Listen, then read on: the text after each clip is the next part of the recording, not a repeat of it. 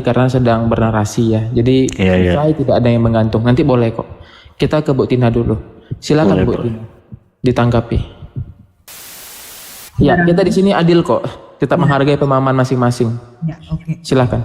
Terima kasih ya. Saya juga menghargai ya apa yang apa yang disampaikan oleh Bu Rahma ya. Jadi begini. Seperti yang saya katakan tadi, setiap perbedaan itu ada. Contoh di Kristen sendiri, baik secara organisasi, misalnya Ortodoks itu beda dengan Katolik, berbeda dengan Kristen.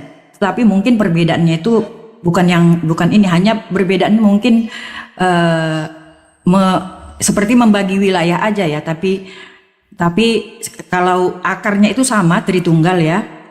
Dan sampai sekarang, jadi begitu juga di bawahnya lagi, misalnya ada yang Protestan Calvin, ini semua itu memang perbedaan yang memang tapi diatur gitu. Jadi secara pribadi kita semua bisa berbeda. Siapapun itu, berapa juta jemaat misalnya, baik itu agama ini, agama itu pasti punya pandangan tersendiri, tersendiri. Tetapi untuk itu menjadi legal, maka apabila misalnya seperti Bang Christian menemukan, ini kayaknya salah ya, ini begini-gini, ada pandangan kira-kira yang menjadi isu kritis atau krusial, yang bisa sangat menyentuh kepada misalnya dogma tadi, itu akan dibawa itu ke dalam majelis gitu. Kemudian dari tingkat majelis disampaikan lagi ke atasannya. Jadi sehingga semua itu teratur. Jadi kalau kita sebagai sekarang ini berpendapat itu sah-sah aja. Nah, ini nanti menjadi masukan. Misalnya perkataan Bunda Rahma atau itu ternyata dinilai itu ada benarnya gitu. Itu menjadi mungkin masukan. Apakah memang sejarah Alkitab itu ada yang terlupakan misalnya? Itu bisa saja. Tapi itu harus difilter lagi, dirapatkan lagi di dalam kekristenan gitu. Itu makanya sampai sekarang agama Kristen itu secara pribadi saya menilai memiliki organisasi yang sangat terstruktur gitu. Karena untuk mempertahankan ajaran moral yang ini sebenarnya bukan agama itu yang mau ditonjolkan, tetapi ajaran moral yang disampaikan oleh Yesus Kristus kepada manusia begitu. Jadi makanya semua harus dilakukan dengan seksama, harus memberi damai kepada orang lain gitu. Tidak mengasihi musuh. Kenapa? Karena seperti ini tadi ada contoh-contoh misalnya manusia, orang-orang lain yang menjadi saudara-saudara kita gitu ya. Maaf sedikit ya, itulah prinsip katanya itu domba yang tersesat, anak yang hilang ya, itu kita terima dengan baik, dengan ini tidak perlu kita balas dendam. Nah, pengajaran inilah tadi tujuan utama dari Kristen itu gitu. Nah, jadi kalau gerejanya itu sebenarnya adalah organisasi untuk mengatur manusia-manusia yang menganut itu supaya lebih fokus, lebih teratur, lebih lebih berkualitas ya, walaupun zaman akan berubah begitu. Nah, saya pikir itu. Kemudian contoh ya Bunda Rama misalnya kayak di Islam kan, tentu kan ada Sunni, ada ini. Nah, itu hal-hal yang wajar, ada Syiah ya, ada ini. Nah, itu perbedaan yang tidak perlu kita ini. Itu wajar menurut saya karena kita itu manusia itu punya pemikiran, kapasitas yang unik diberikan Tuhan gitu. Jadi itu nggak salah sepanjang kita punya komitmen, kita itu harus tulus, jujur, sportif dan memberi damai gitu. Jadi itu yang saya yakini ya. Itu makanya mungkin kalau orang Kristen itu misalnya diam aja. Tapi saya juga nggak setuju kalau misalnya orang Kristen itu misalnya kalau diolok, misalnya nggak usah sih dibalas gitu, saya nggak setuju. Tapi saya memaknai mungkin secara manusiawi mungkin ada aja kita yang merasa sakit hati lah, dihina-hina misalnya ya. Tetapi saya yakin itu tidak sebagai suatu ciri khas atau sesuatu yang harus dibuangnya kalau dia pengikut Kristus. Demikian. Baik, tapi saya mau meluruskan dikit saja. Dalam Islam itu ketika Ibu membandingkan antara Sunni, Syiah, Mu'tazilah, Khawarij dan lain-lain itu sebenarnya tidak sah karena yang Islam itu hanya Sunni, Ahlussunnah wal Jamaah karena memang benar-benar sepenuhnya mengikuti Al-Quran dan Al-Hadits dan ijma ulama. Tetapi yang Ibu katakan seperti Syiah, Mu'tazilah, Khawarij dan lain-lain, itu mereka hanya sebatas muslim. Kenapa muslim? Mereka berserah mengakui Allah, tapi dalam ranah syariat berbeda. Karena Islam itu adalah syariatnya. Jadi yang benar-benar mengikuti syariat adalah Ahlussunnah wal Jamaah. Berbeda dengan mereka yang Syiah atas muslim. Mereka itu hanya mengakui Allah tapi tidak benar dalam menjalankan syariat atau tata cara ritual dan ritual yang disahkan legitimasi dari Allah tadi itu. Hanya itu saja, Bu. Jadi tidak fair kalau Ibu membandingkan itu dengan pemahaman seperti Advent, karismatik, ortodoks dan lain-lain, Katolik, Protestan, Oneness, Tritunggal dan lain sebagainya. Itu tidak fair tuh. Iya. Oh, gini Bang Christian, karena saya kan nggak tahu persis ya, cuman iya, makanya kita masih oke, saya itu mungkin sama itu dengan kami. Misalnya Bang Christian bilang Bunda sedikit oke, sedikit ya.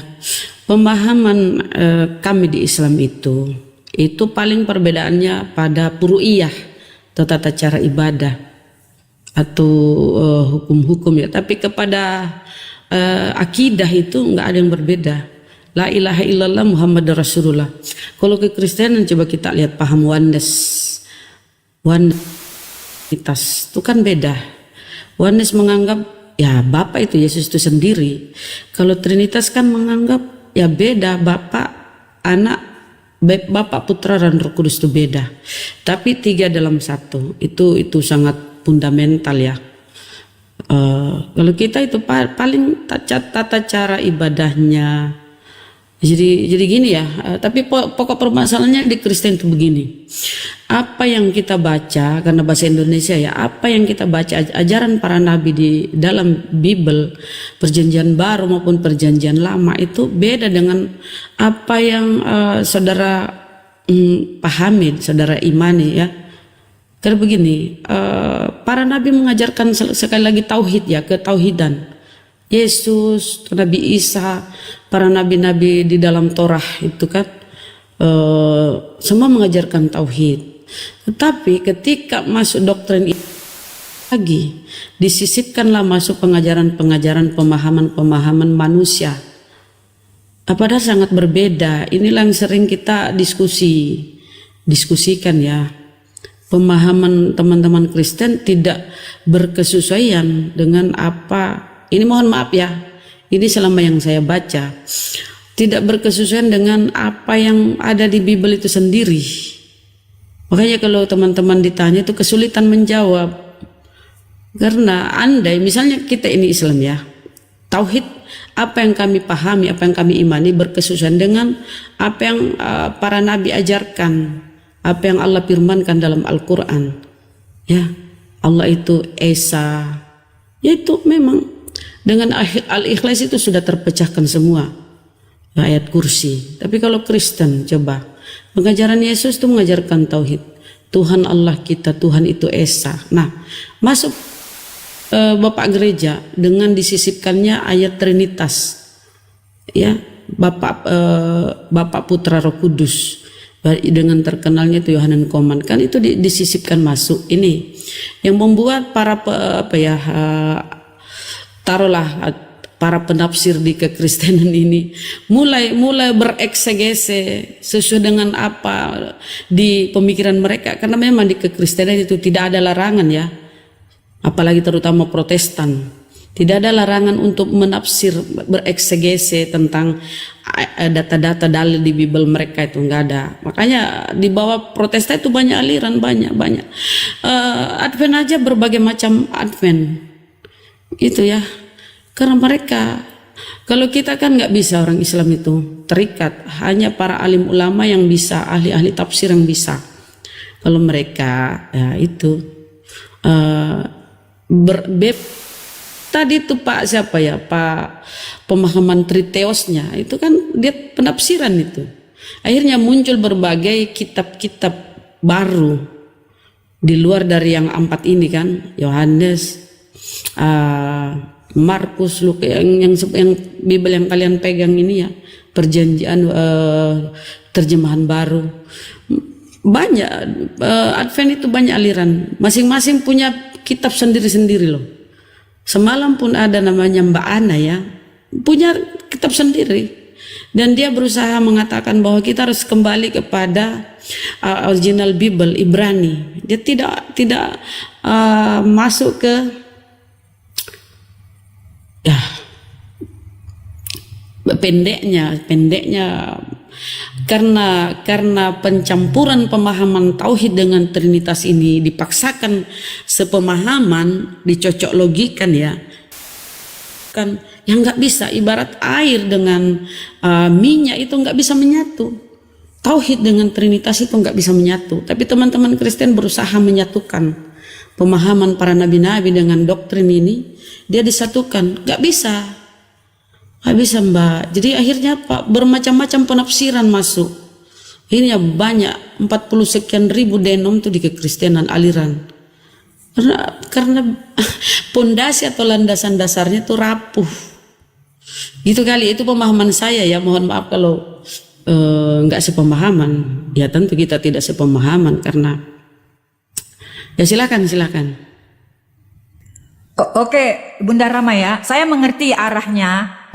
Pertanyaan Bu Rama itu, artinya Yesus itu istilahnya konsep trinitas tadi itu kenapa mengkaitkan tauhid ya. Jadi begini, itu kan banyak orang ya yang bisa memiliki pendapat dia sendiri ya, dan sampai saat ini mungkin Bunda Rahma dan lain-lain itu tidak percaya bahwasanya tauhid itu udah berdiri sendiri. Kenapa Yesus, Bapak-bapak gereja memasukkan prinsip-prinsip apa itu ya, trinitas ya, dan mengambil tauhid gitu ya, menjadi bagiannya. Jadi pertama begini, Yesus itu adalah orang Yahudi ya, dia keturunan Yahudi, dia diajar oleh budaya-budaya Yahudi, sunat dan sebagainya ya, dan dia percaya kepada Allahnya Abraham, ini orang-orang Yahudi. Kemudian itu dari sisi manusiawi ya. Kemudian orang-orang Yahudi pada waktu itu percaya bahwa kepada Allah Bapa itu, Abraham, akan ada datang Mesias di dunia ke dunia ini. Nah itu mereka tunggu-tunggu kan sampai sekarang. Nah masalahnya kan seperti yang Bunda Rahma tadi bilang, sebenarnya yang Bunda Rahma tadi kenapa Yesus tuh mengaku dirinya Mesias kan gitu, sehingga muncullah kepercayaan Kristen. Padahal orang Yahudi sendiri sih nggak ngaku kan gitu, bukan dia. Iya memang, bahkan yang membunuh Yahudi itu, membunuh Yesus itu orang Yahudi, tapi mereka takut-takut, malu-malu, congok, malu-malu waktu itu ya.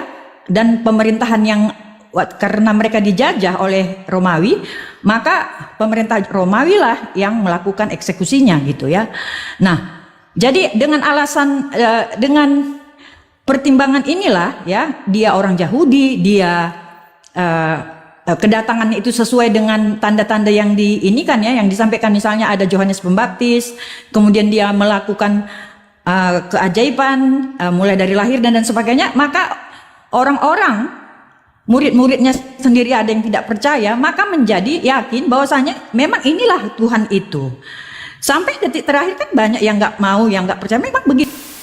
Kenyataan sampai sekarang dengan kesaksian 12 orang murid-murid Yesus yang imannya sudah semakin kuat ya, sampai terakhir Thomas pun jadi percaya dengan kisah yang dilakukan oleh murid-murid Yesus itu, akhirnya sampai sekarang kita floor ke dunia ini, akhirnya mayoritas orang sekarang mempercayai ya. Kita dibuat dua pilihan ini. Percaya nggak kamu itu Mesias atau tidak? Percaya nggak kamu ajaran Kristen atau tidak? Ternyata sampai saat ini yang mempercaya itu banyak gitu kan? Nah itulah menurut saya ajaib juga gitu ya. Dengan hanya saksinya 12, dengan muridnya 12 ditambah saksi-saksi, itu akhirnya kenapa orang bisa percaya dengan teorinya itu ya? Kita katakanlah teori. Nah sekarang Bu Rahma ataupun orang lain tidak percaya teori itu, nggak masalah. Kita orang Kristen, kenapa dia diangkat sebagai Tuhan? Kenapa membuat Trinitatis? Karena di nubuatan tentang Mesias itu sudah ada ditetapkan gitu ya. Jadi memang orang Kristen memang harus menyatakan itu sebagai Trinitatis. Masalahnya ya, seperti kata Yesus, Kamu sudah berapa murid-muridnya kan ada yang tidak percaya. Ya, begitu juga dengan kita sekarang ini. Kita itu walaupun sudah diceritain, nggak masuk akal lah. Nah, itu masalah kepercayaan kita gitu ya. Kalau memang kita belum percaya, ya mungkin belum menerima begitu. Jadi itu adalah satu fakta yang nggak bisa kita pungkirin. Tetap kita bisa menilainya dengan logika kita, tetapi kita ingat kita memiliki independensi masing-masing. Kita menghargai kedamaian gitu. Kita menghargai Tuhan itu sendiri. Kalau kan berarti kita menghargai kedamaian gitu. Itu Bunda. Iya, gimana host? Masuk atau Ya, saya langsung? saya aja? tidak setuju. Pertama gini, Iya, oke. saya respect dengan Bu Tina ketika mencari aman dengan mengatakan mereka membuat teori, oke. Tapi dalam ranah teori itu tidak perlu diimani karena teori bukan hukum. Teori itu adalah hasil asumsi seseorang, pemikiran seseorang dengan berteori. Yang perlu diimani adalah hukum. Ingat ya, teori bukan hukum, itu dulu yang pertama. Jadi kalau dikatakan teori seperti Trinitas yang Bu Tina sampaikan, itu tidak perlu diimani karena itu teori. Nah, dan ketika Bu Tina mengatakan intinya kita hanya perlu menghargai Tuhan, Tuhan tidak perlu dihargai. Menghargai itu hanya sesama makhluk karena Tuhan itu laiknya disembah, bukan dihargai. Jadi, nah di sini masalah fundamental lah dalam ranah penyembahan. Apakah hanya dengan menghargai Tuhan itu dikatakan menyembah? Atau kita benar-benar menjalankan ritual sesuai yang diajarkannya? Nah, diajarkannya. Apakah ada pengajaran bagaimana cara menyembah dia kalau dia memang benar-benar Tuhan? Nah, Unirifa kalau memang sudah monitor boleh di apa Uni? Itu Bu Tina pertama, itu dia. Jadi pertama oke, Bu Tina narasinya. Saya setuju, tapi di akhir Bu Tina ini menyimpangkan kebenaran tadi dengan ya apa masalahnya? Yang penting kita menghargai dan itu kebenarannya. Di mana kebenarannya kalau dikatakan teori? Jadi itu Bu Tina paham itu loh. Kita harus secara seperti Bu Tina katakan di awal, secara komprehensif itu, secara umum, secara universal kita berpikir. Terima kasih Bu Tina. Bunda Rama boleh ditambahkan. Uni mau masuk atau belum? sedikit lah dulu Mbak Tina, nanti aku lupa narasinya. Nah gini, inilah ya teman-teman Kristen ya. Yesus ini diutus kepada orang-orang Yahudi, bangsa Yahudi. Tetapi sebagai Mesias atau utusan dia ditolak ya sama mereka di sana. Menurut orang-orang Yahudi sana, sebagai Mesias itu tidak memenuhi persyaratan karena dia tidak bisa mendamaikan Yahudi sana, ditolak. Akhirnya dipolitik kemudian dibunuh. Cerita Bible ya. Tapi narasi Bible pun berkata sesuai Al-Quran bahwa dia diangkat, diselamatkan. Tapi oke, kita nggak ke situ. Nah, ketika dia di situ terangkat, datang Paulus ini dengan sektenya ya, sekte Kristen.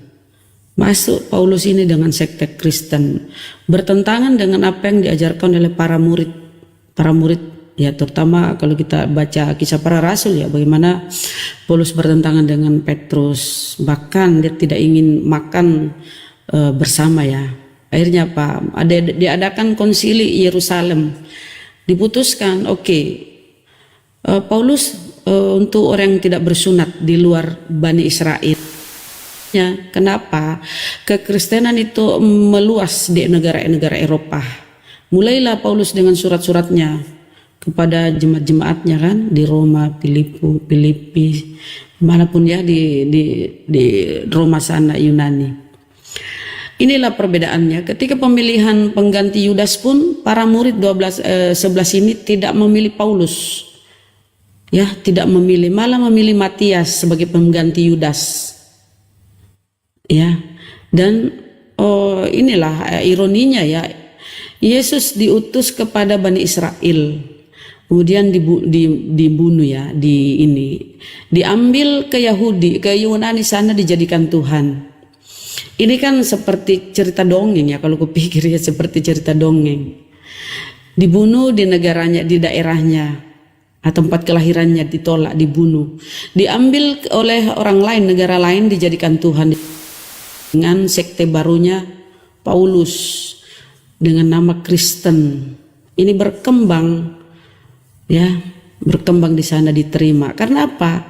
Apa yang diajarkan oleh Paulus ini disesuaikan dengan ajaran-ajaran di negara-negara yang pemahamannya berlandaskan ajaran kuno paganisme ya.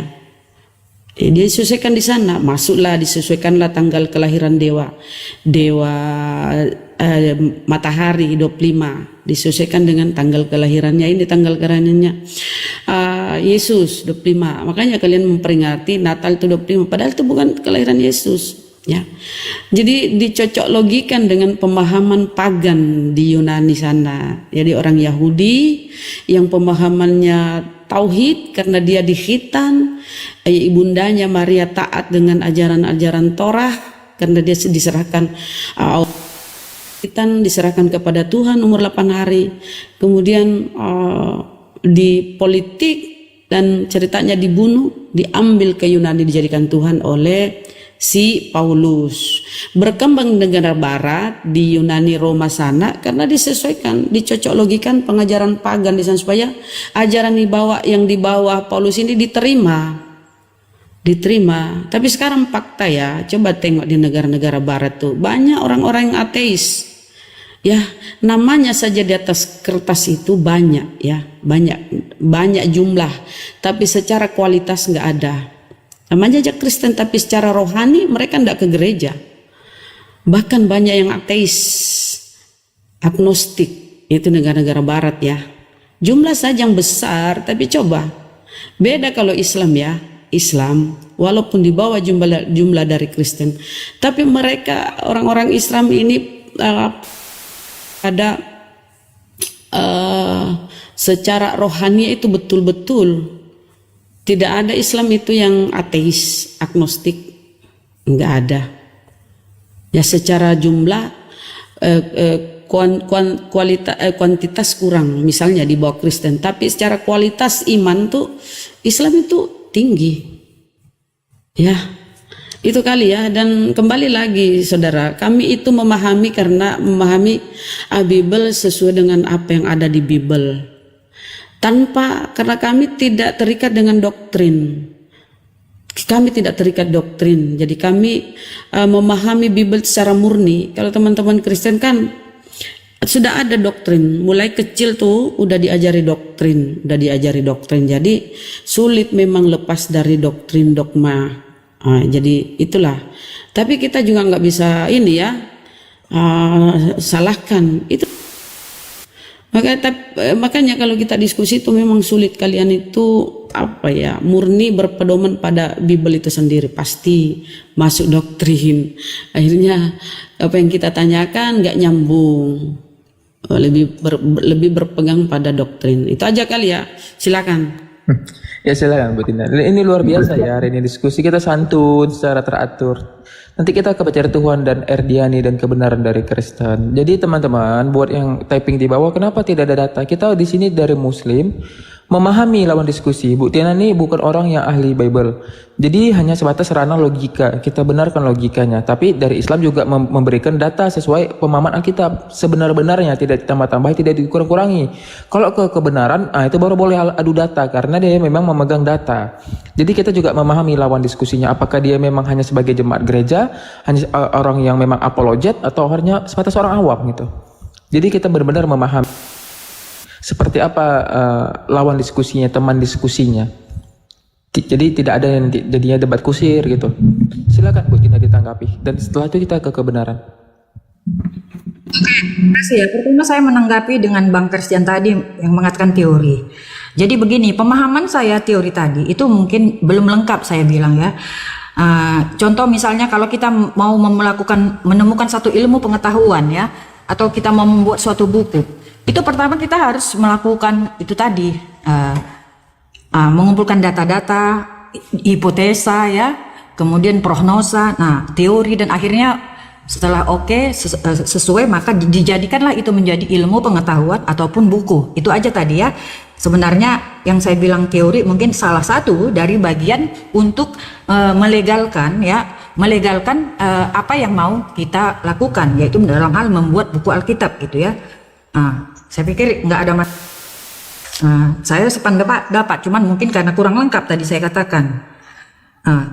Kemudian saya menanggapi mengenai Paulus itu membingungkan gitu ya.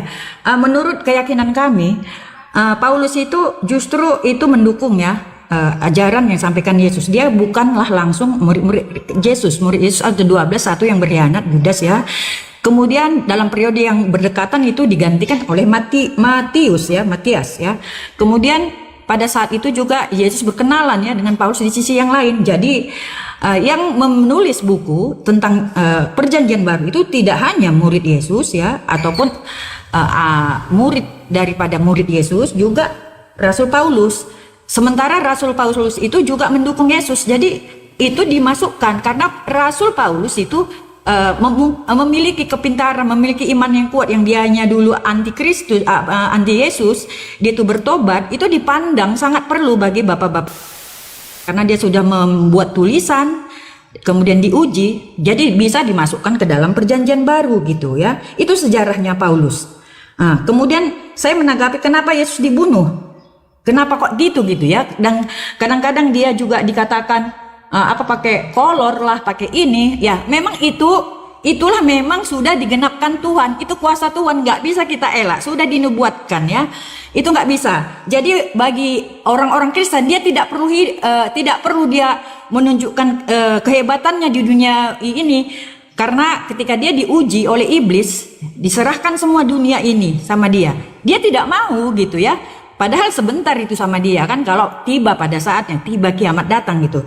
Tapi dia tidak mau gitu ketika dia diuji. Maka sejarah dia dibunuh ya, diolok-olok, dihina, itu merupakan ajaran yang disampaikannya kepada umat Kristen ya, umat yang percaya menghadapi kehidupan ini ya, harus berdamai, kasih kepada ini segala macam ya, bersabar, tekun. Itulah dia, pribadi dia itulah yang menjadi harus ditiru, tidak membalaskan yang jahat dengan yang jahat. Seperti dia sudah dihujat, dihina, tidak di ini ya, tapi dia sampai dibunuh. Nah memang itulah yang diajarkan, karena kita bukan mencari kekekalan dunia, tapi kita mencari kekekalan Bapa yang di surga, kekekalan selamanya gitu ya di surga. Itulah ajaran Kristen itu. Nah itulah yang membuat hati saya tersentuh gitu.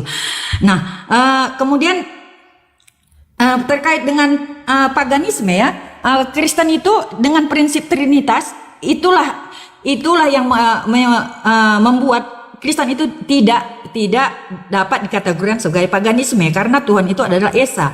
Itu semua ada tertuang di Perjanjian Baru dan Perjanjian Lama ya, bahwasanya Tuhan itu adalah satu yang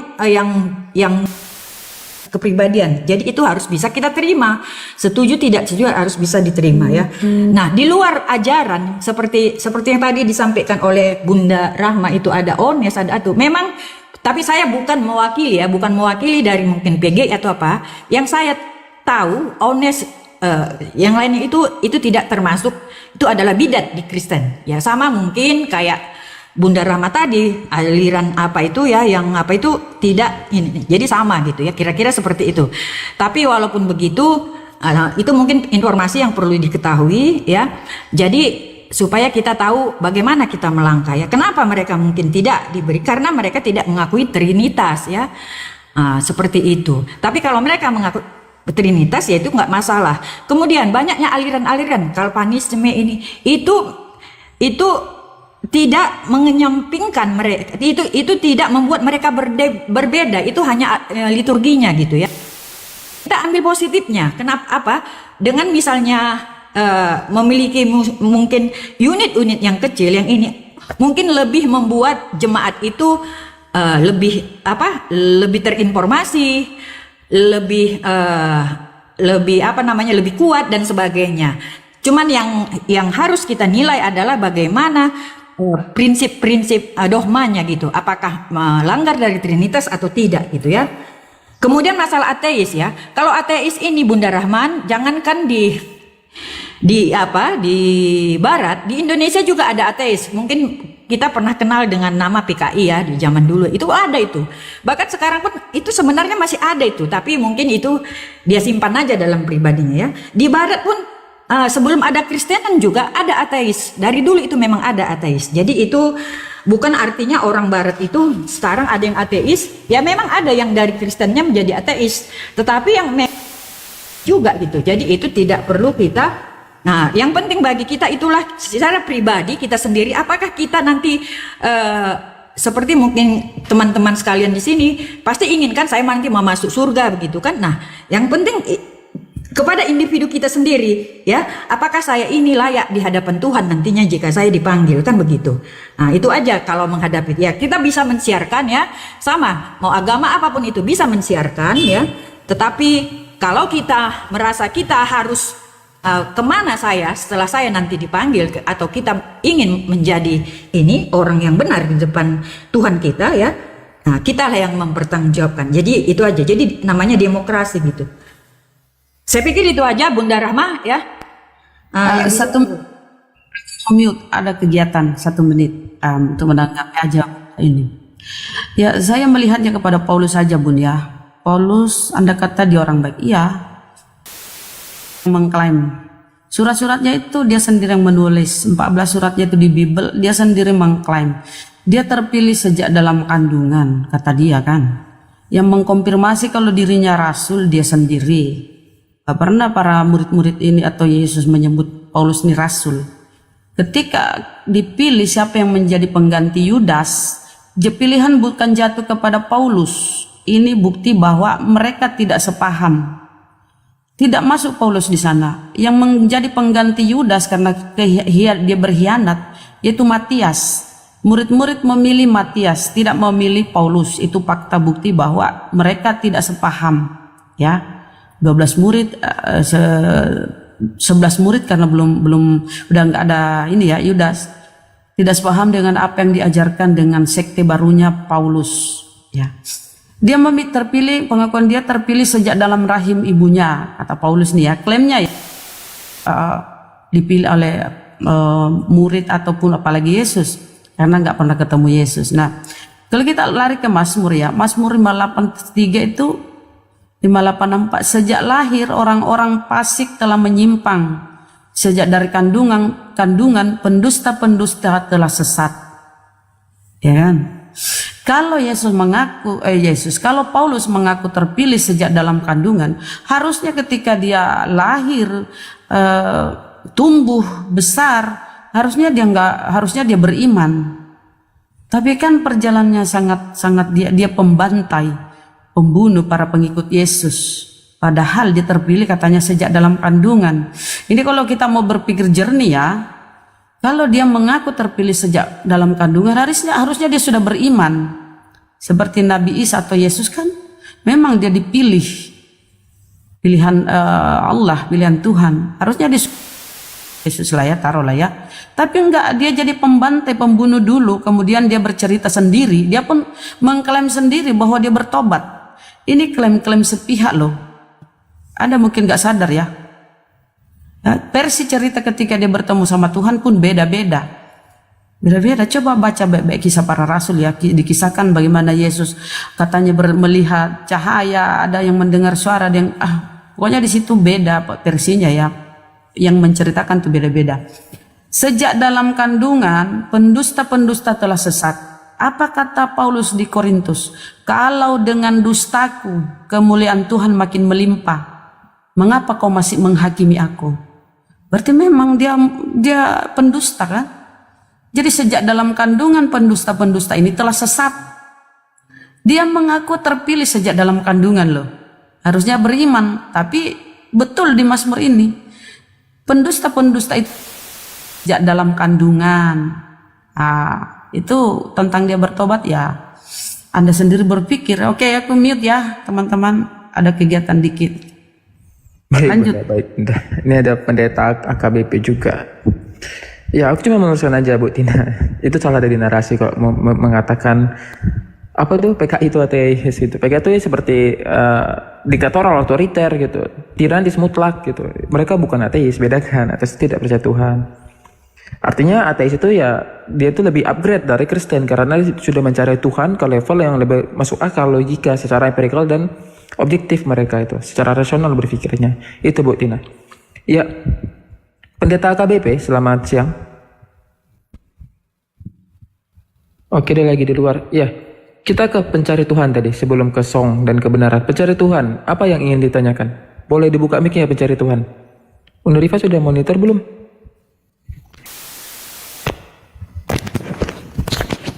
Ya, halo.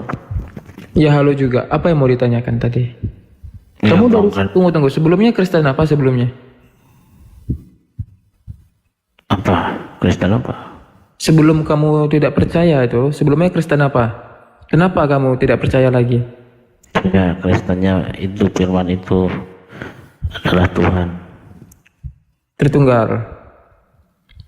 Enggak, firman itu adalah Tuhan. Iya, Tritunggal.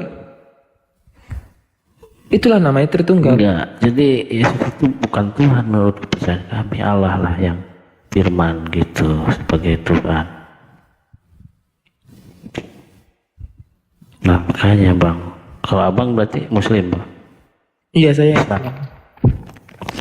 Berarti namanya aku Kristian ya. Oke baiklah, ini biar Pak Pajar itu nanti paham, boleh disimak dulu diskusi. Bapak di atas saja. Iya. Oke. Pak Pendeta KBP dari mana nih denomnya? Assalamualaikum warahmatullahi wabarakatuh. Oh Islam ya, waalaikumsalam warahmatullahi wabarakatuh. AKBP aku pendeta, Bang. Oh aku bukan pendeta. Sangat menarik. Ya, oh ya jangan ke song dulu deh. Kita ke kebenaran dulu, karena kebenaran ini lebih akademisi dari si song. Ya gimana kebenaran? Ada pertanyaan titipan lagi kebenaran? Kok pertanyaan titipan sih? Ah, bukan pertanyaan titipan. Cuma saya ingin menimpa. Tadi ada Bu Rahma tadi ya, Bu Rahma ya, Bunda Rahma menyatakan bahwa Yesus adalah untuk Bani Israel. Saya setuju itu. Tetapi itu di Al-Quran, kalau di Alkitab sendiri banyak sekali ayat-ayat Alkitab yang menunjukkan bahwa Yesus itu adalah untuk begitu. Jadi memang ada di satu ayat itu, saya pun lupa tepatnya, menyatakan bahwa Yesus mencari domba yang hilang dari kalangan Bani Israel. Tetapi itu pun kalau kita telusuri perikopnya itu ke bawah, di situ menyatakan bahwa dia juga adalah untuk bangsa-bangsa lain. Jadi contohnya seperti ini di Markus, di Matius 20 ayat 18 sampai 20. Yesus mendekati mereka dan berkata kepadaku, karena itu kuasa telah diberikan kepadaku di sorga dan di bumi. Karena itu pergilah, jadikanlah segala bangsa muridku. Namun sebagian teman-teman dari Muslim menyatakan ini ayat tambahan. Tapi lain daripada ini, banyak sekali ayat-ayat yang mendukung. Seperti di Markus 16 ayat 15. Lalu Yesus berkata kepada mereka, pergilah ke seluruh dunia, beritakanlah Injil kepada seluruh makhluk. Jadi saya rasa kalau di Alkitab itu, kalau kita lihat di Perjanjian Baru, memang sangat mendukung untuk apa? Untuk Yesus adalah untuk segala bangsa begitu. Jadi doktrin, terkait dengan doktrin, sebenarnya doktrin ya berasal dari Alkitab itu sendiri. Kenapa ada paham Trinitas, ada JO, semua memiliki pandangannya masing-masing. Tetapi kalau soal iman memang betul yang saya setuju dengan Bung Christian ya, bahwa doktrin itu nggak harus diimani, karena kata lain dari doktrin adalah perspektif, kan seperti itu, cara pandang kita mengenai suatu hal. Jadi kalau Trinitas mungkin menganggap itu tiga pribadi, satu hakikat, oke, sah-sah aja itu. Tetapi kita tanya Trinitas itu, apanya di mana? Dasar keimanannya itu mengakui bahwa Yesus adalah Tuhan dan Juru Selamat manusia. Saya rasa itu intinya dari iman di Trinitas. Begitu juga ke JO atau Oneness. Kita tanya ke dia bahwa Yesus itu, mereka pasti mengakui bahwa Yesus adalah Tuhan dan Juru Selamat. Jadi hanya soal pandangan saja. Kalau di JO saya perhatikan Jesus only kan. Kalau dia saya perhatikan, dia hanya mengatakan Yesus dan Roh Kudus adalah oknum yang sama, tetapi beda peranan. Artinya Bapa merupakan anak itu sendiri. Sedangkan kalau di Trinitas mengatakan bahwa Bapa, Putra dan Roh Kudus adalah tiga pribadi tapi satu hakikat. Ujung-ujungnya kalau kita tinjau ini sama saja sebenarnya, sama. Hanya sedikit perbedaan. Tapi inti utamanya mereka mengatakan bahwa Yesus itu adalah Tuhan dan Juru Selamat. Begitu. Jadi kalau mengenai Paulus tadi dari Bunda Rahma tadi, kalau saya nggak setuju sih yang dibilangnya tadi ya mengenai Paulus. Karena memang Paulus ini menyampaikan beberapa tentang hukum Taurat yang dalam tulisannya. Salah satu yang penting itu di Roma 3 ayat 28. Kita berpendapat bahwa orang yang dibenarkan karena iman. Jadi memang sejak perjanjian baru, artinya sejak datang ke bumi, artinya manusia itu dibenarkan bukan lagi karena pemenuhan terhadap hukum Taurat, tetapi melalui iman kepada Yesus Kristus. Nah, disitulah yang saya bilang tadi bahwa JO dan Trinitas sebenarnya sama, hanya perbedaan sedikit pandangan aja mengenai Bapa, Yesus, dan Roh Kudus. Begitu. Kalau mengenai Kristen pagan saya nggak setuju, karena Kristen itu memang di beberapa ayat dalam Alkitab kita tinjau bahwa di situ dinyatakan bahwa Allah itu Esa. Dan dari kedua doktrin ini tadi, Trinitas dan JO, sama-sama mengatakan bahwa Allah itu Esa. Boleh kita tanya pun mereka itu menyatakan Allah itu Esa. Hanya dalam perbedaan pandangan saja. Cuman kalau kita manusia secara psikologi ya, kita selalu orang yang tidak sesuai pandangannya dengan kita selalu menyalahkan yang tidak sesuai itu. Menyatakan yang tidak sesuai itu adalah salah satu hal yang salah. Itu lumrah semua. Saya maksud saya tanggapi.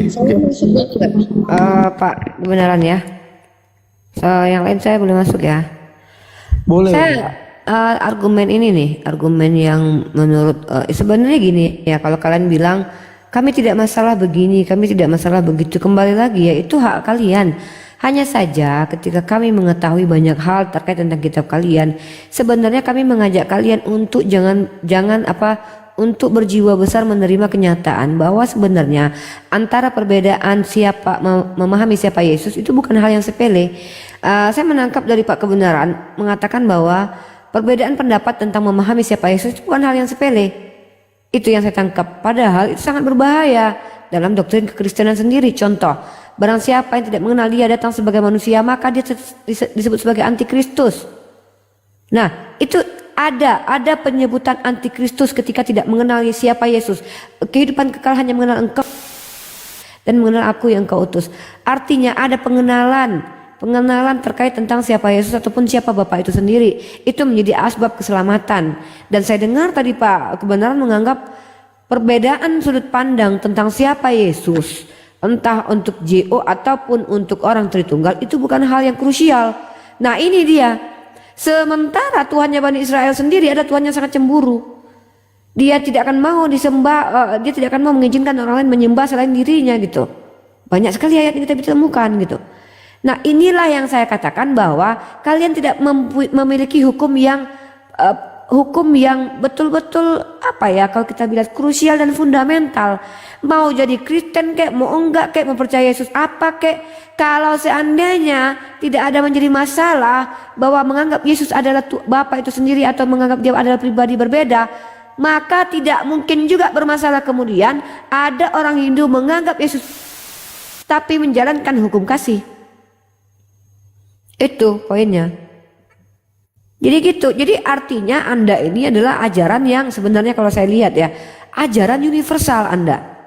Menganggap bahwa keselamatan itu universal punya. Mereka siapapun punya surga masing-masing. Asal apa? Oh, asal percaya Yesus juru selamat. Nah, ini dia. Muslim, umat Islam itu percaya bahwa Yesus itu juru selamat, tapi perspektifnya apalagi ada lagi penjelasannya. Jadi saya pikir gini ya, beda sekali dengan Islam memang. Itu harus kita sepakati. Islam itu ajaran yang sangat krusial.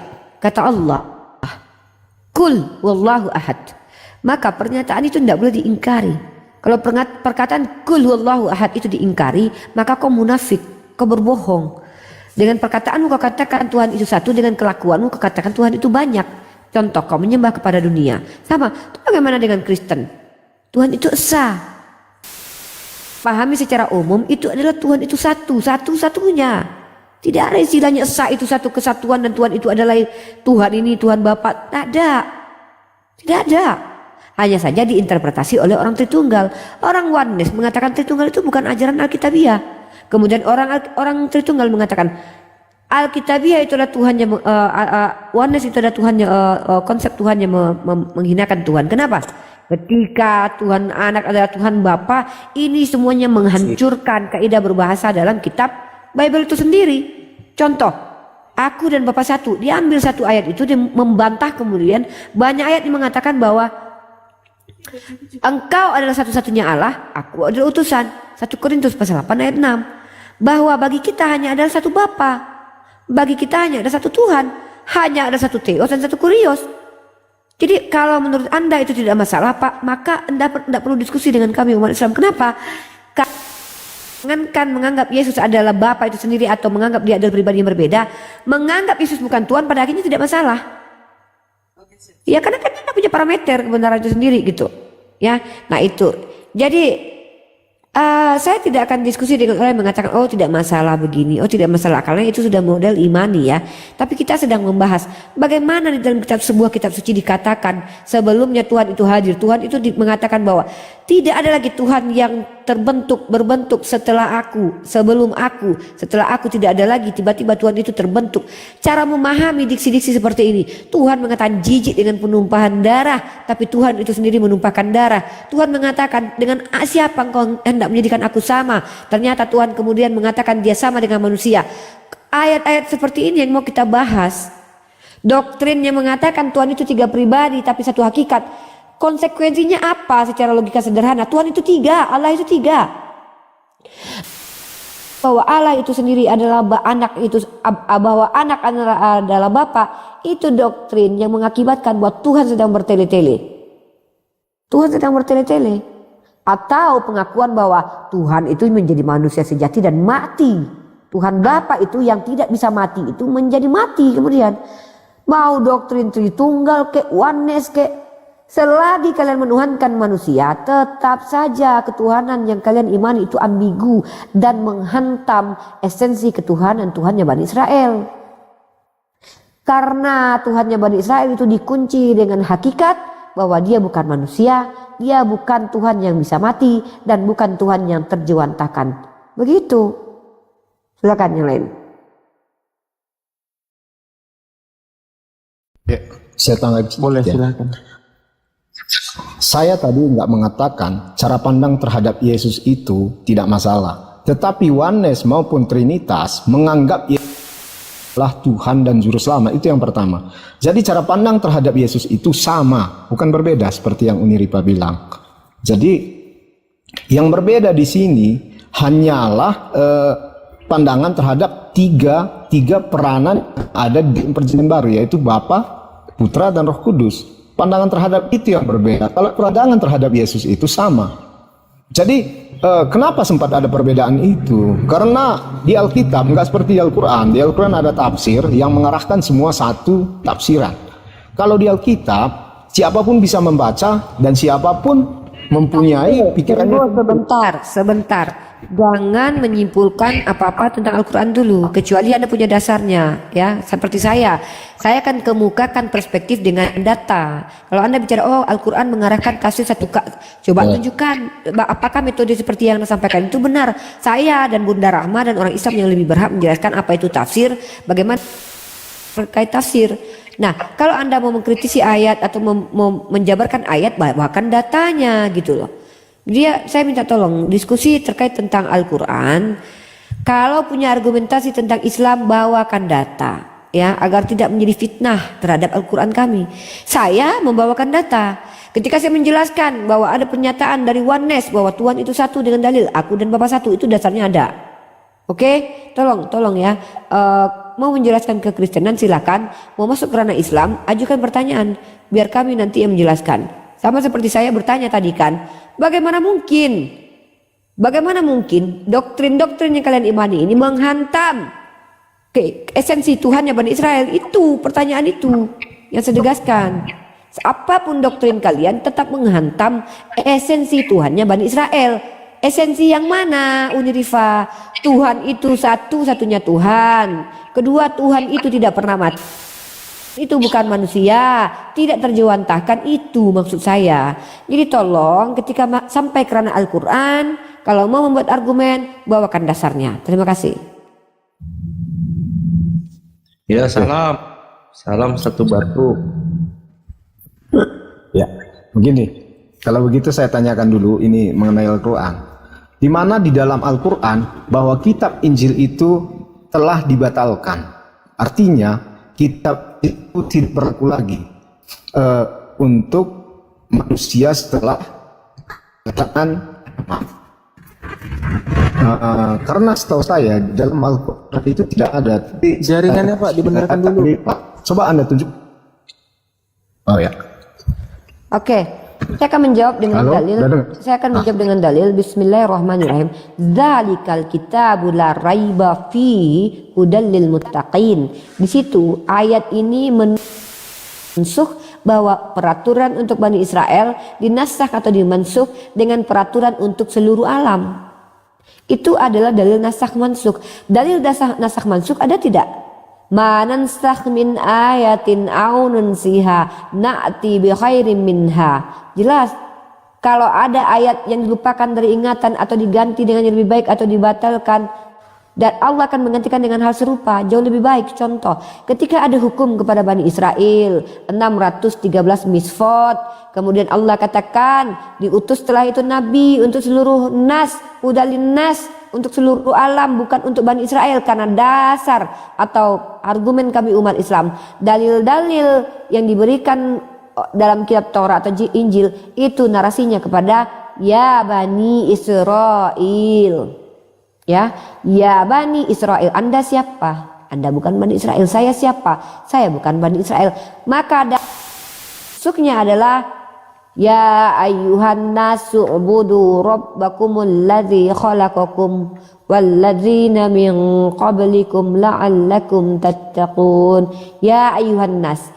Ya ayyuhan nas itu untuk seluruh manusia. Ketika ada dalil yang konteksnya berisi itu untuk satu suku, satu kaum, bahkan Yesus sendiri mengatakan, bahkan jelas terang-terangan bahwa Torah itu diberikan untuk punyanya Bani Yakub. Mana dalilnya? Saya akan tunjukkan dalil untuk bukti bahwa Taurat itu hanya untuk Bani Yakub. Saya kasih bentar ya nih. Nah, kalau kita lihat dalam Ulangan pasal ke-33 nomor 4, Musa telah memerintahkan hukum Taurat kepada kita suatu milik bagi jemaah Yakub. Saya siapa? Jemaah Yakub? Bukan. Yakub bukan. Siapa kita? Tidak ada kaitannya dengan Yakub. Maka dalil ini yang tadinya diberikan dikhususkan untuk Bani Israel, maka kemudian dinasakh wa mansuh untuk ya ayuhan nas. Dzalikal kitabu la raiba fihi hudal lil muttaqin. Maka kemudian Al-Quran ini menjadi nasakh dan mansuh untuk orang-orang bertakwa yang konteksnya adalah seluruh alam. Nah, kalau Anda minta kepada kami tunjukkan pembatalan secara eksplisit, mohon maaf. Di dalam Islam justru Nabi Isa itu menghalalkan sebagian yang diharamkan kepada Bani Yakub. Ya, kehadiran Nabi Isa itu kalau kita gunakan istilah menyempurnakan tidak ada, tapi menggenapi ada. Yang namanya menggenapi tidak bisa dikatakan menyempurnakan karena gelap sempurna.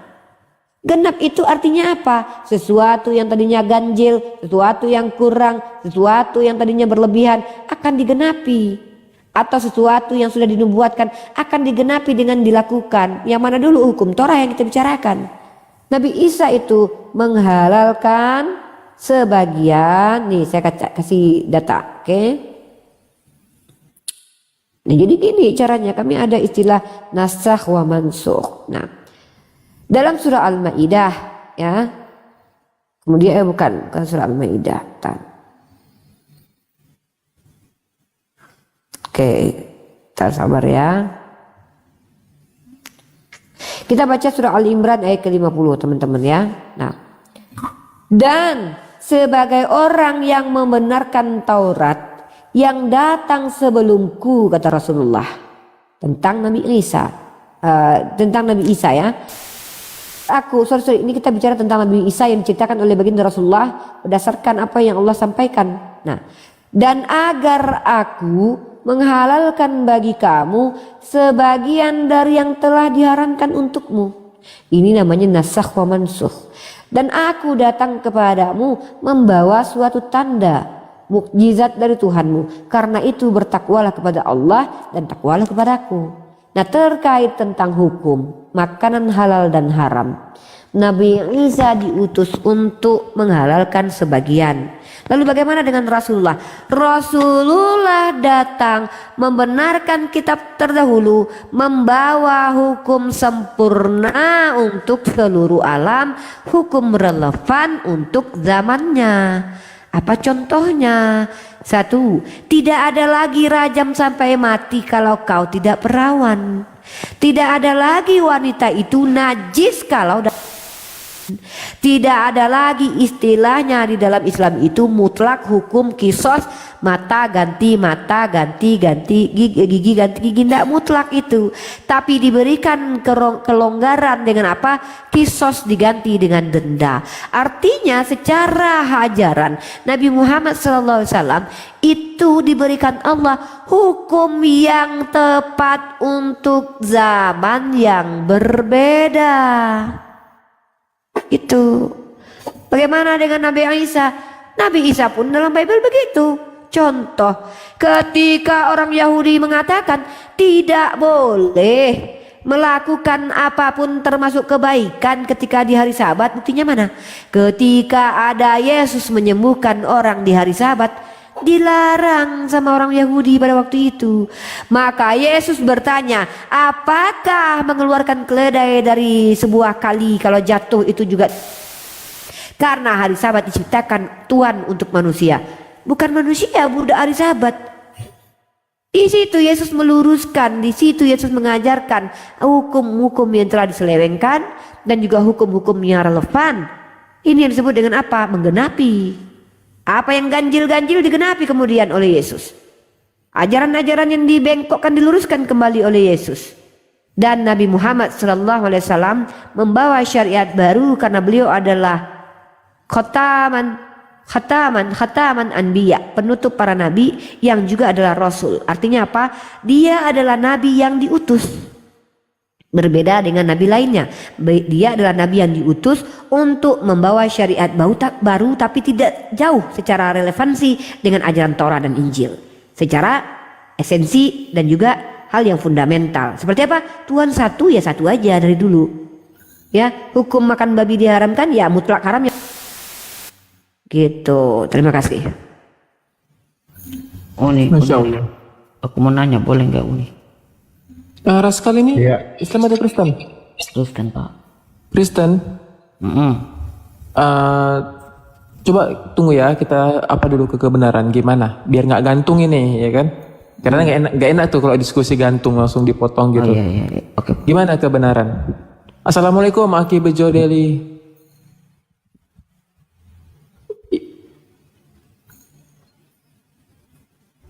Ya, kebenaran.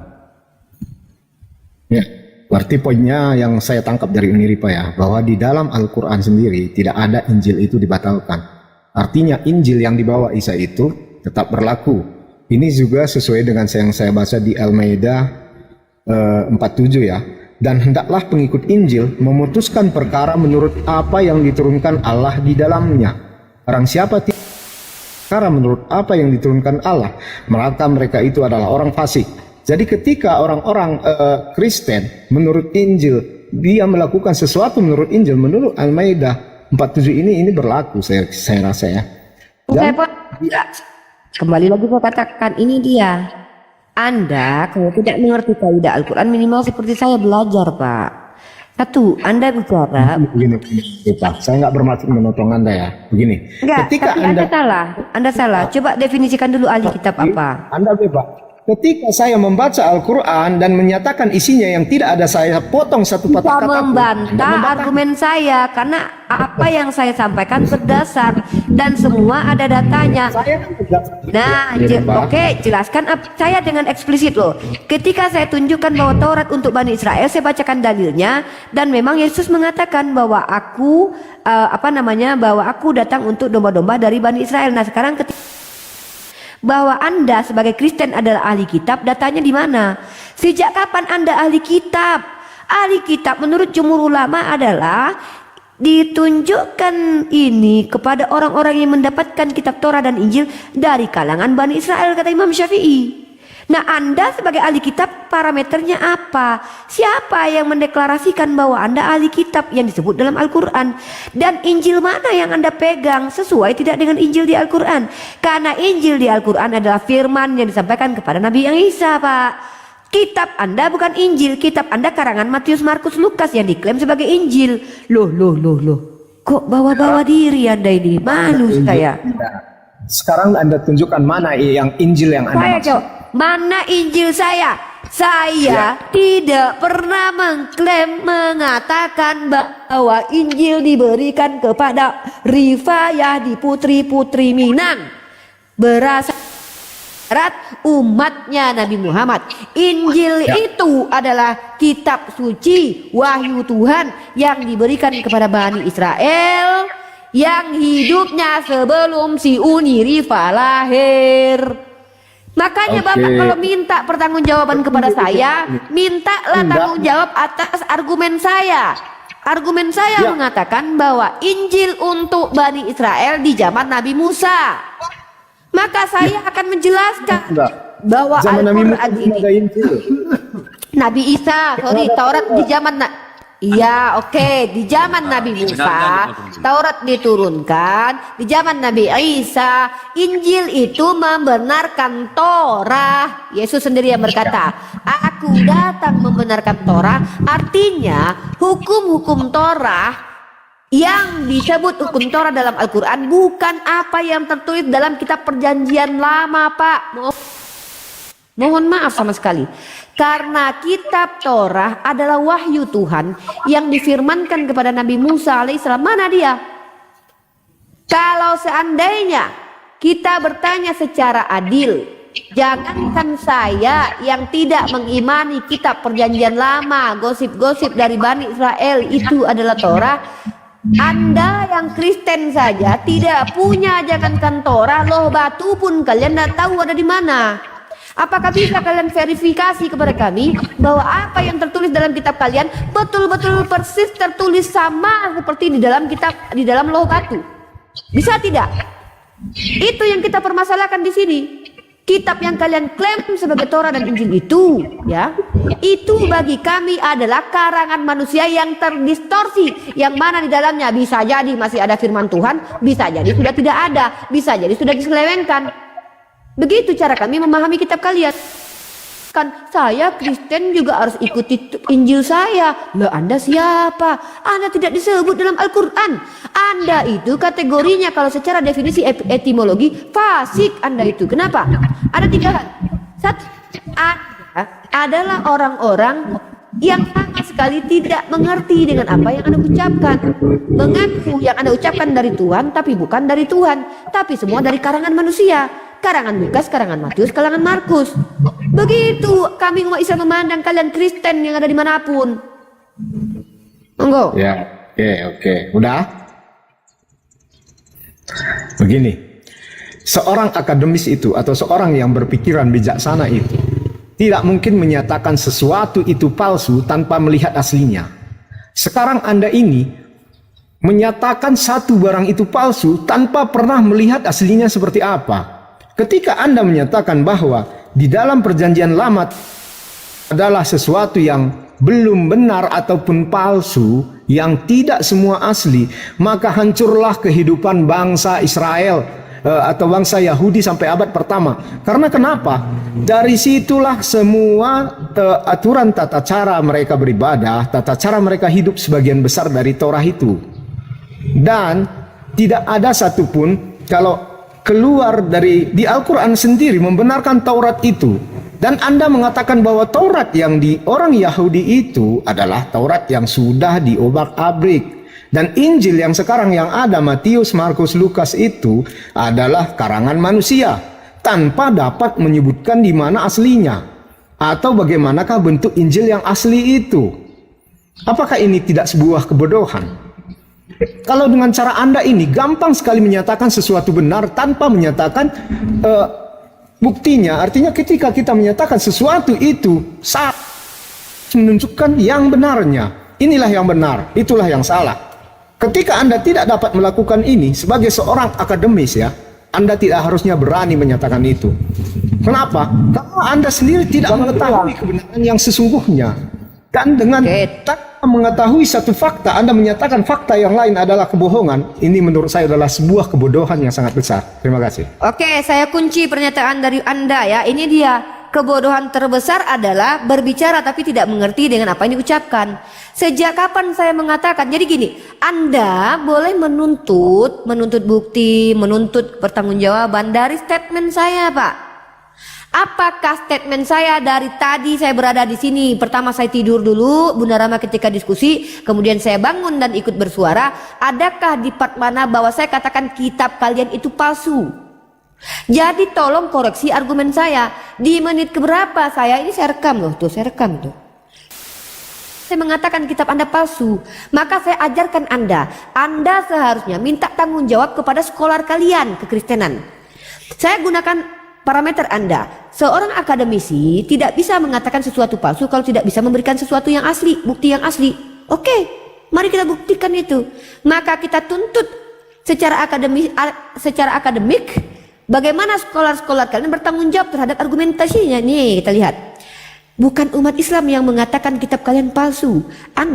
Saya punya aplikasi yang dimana aplikasi ini adalah tafsir Bible sendiri ya. Ini dia. Aplikasi seperti ini, buka saja ini, atau di sabda.org pun kalian bisa buka. Kalian ini bisa temukan. Ini adalah pengetahuan umum yang bisa kalian dapatkan. Saya punya bukunya, ditulis oleh William Barclay. Ya, saya punya bahwa ayat 1 Yohanes pasal ke-57 penjabarannya kita buka di sini. Bagaimana tafsirnya dalam pendapat orang-orang Kristen, ya, tafsir Yerusalem. Mari kita bahas. Tidak terdapat dalam naskah-naskah Yunani yang paling tua dan tidak pula dalam terjemahan-terjemahan kuno, bahkan tidak dalam naskah-naskah paling baik dari Vulgata.